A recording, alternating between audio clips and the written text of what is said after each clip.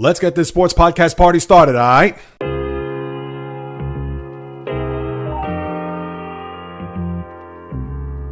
The J Reels Podcast.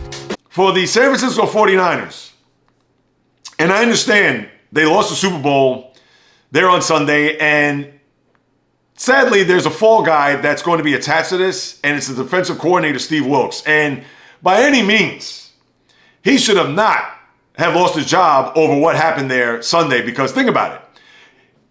Kyle Shanahan, John Lynch, the GM of the 49ers, and of course Shanahan being the coach, we get it that in the latter part of regulation, that final minute 53 where the Chiefs went down and kicked the field goal, and then in the overtime when they scored the game-winning touchdown for them to win their third Super Bowl in the last 5 years, what made them think that Wilks is going to be the guy that's going to get plucked here and said, you know what, we're going to have to let him go based on the direction of the organization and our philosophy as far as defense is moving forward? Are you serious? Here's a defense that played lights out for the most part throughout the whole game up until those final two drives. And people could say, well, Jay Reels, come on, that was the biggest part of the game where they could have stopped them. Well, how about running the ball if you're Kyle Shanahan in that third quarter to where they only ran the ball twice? And after the interception by Patrick Mahomes to start off the third quarter, what did they do? 3 pass plays. And I get it that second down, there was a penalty, 2nd and 15. How about running the ball? Maybe you get a nice chunk where McCaffrey did get chunks throughout the course of the game to set them up maybe a 3rd and 8 or even 3rd and 9. And I understand they're going to pass there. But how about the 2nd and 5 and the 3rd and 4 call right before the 2-minute warning to where they didn't even run the ball in those instances? And in fact, on first down, what did McCaffrey do? He rushed for 5 yards. And then you had a pass to George Kittle, and then the 3rd and 4, the blitz up the middle right after the 2-minute warning. How about that? Now, of course, Shanahan isn't going to fire himself, and needless to say, he shouldn't lose his job, or John Lynch is going to call Kyle Shanahan out on the carpet. But come on. Wilks is going to be the guy that's going to lose his job here based on regulation and overtime, where he lost one of his best defensive players in Dre Greenlaw with that Achilles running onto the field. What was that, late in the first quarter?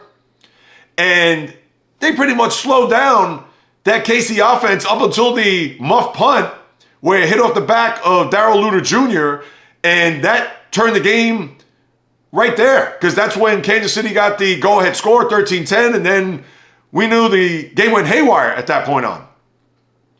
But for Wilks to be the guy that's going to be out based on Patrick Mahomes, the guy who is, as I said on Monday, and I'll say it right now, he's already on the Mount Rushmore of quarterbacks in NFL history, and when it's all said and done, he's going to be the GOAT.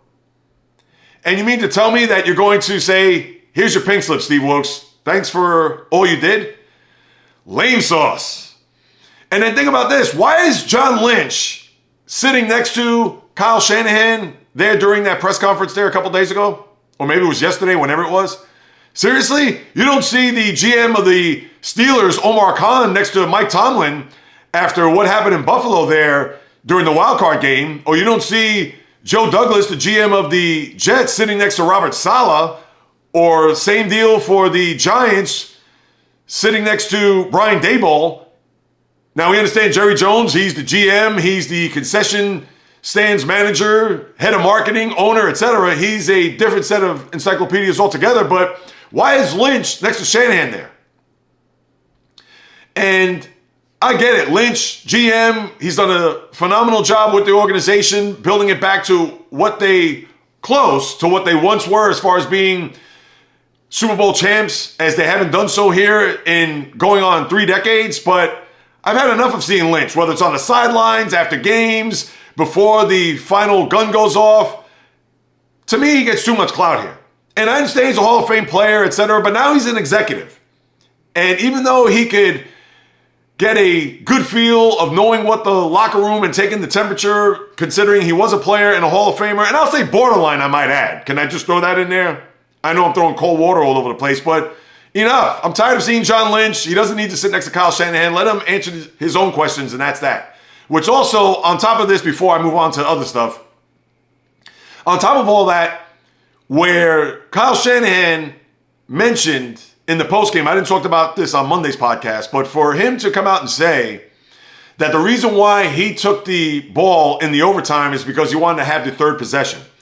Meaning that if San Francisco, as they did kick the field goal, let's say Kansas City kicked the field goal as well, he'll get that third possession, whether the game was tied, and not knowing that Mahomes, of course, is going to go down the field to win the game, considering that they kicked the field goal and the next possession pretty much was going to ice the game unless the Chiefs kicked the field goal. But then for John Lynch to sit next to him and say, oh no, well the defense was gassed, that's why we took the ball. Well, let Shanahan answer that question. Seriously, John Lynch doesn't even need to be there. And as it is, I didn't have any problem with Shanahan taking the ball in overtime. And even though he didn't state that the defense was gassed, considering they were just off the field in that final drive that set the game into overtime, but I just don't like to have this GM sitting next to the coach. I've had enough. And enough of the Niners. I'm sick of them. I'm glad they lost. And now they have more answers to deal with this offseason and trying to get themselves to see if they could get not only to a Super Bowl, but finally win one for the first time since 1994.